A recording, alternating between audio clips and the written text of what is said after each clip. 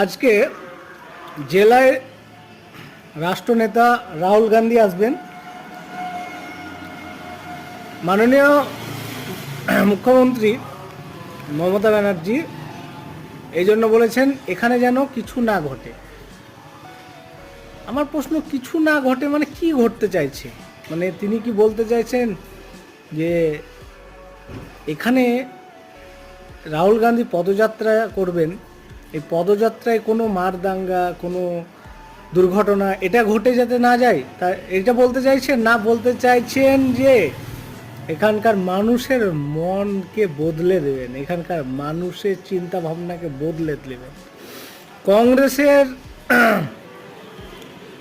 যে গড় মুর্শিদাবাদ, সেই গড় কি আবার ফিরে পাবে এই রাহুল গান্ধীর পদযাত্রা? মমতা ব্যানার্জি কি সেই ভয় করছেন? সেই জন্য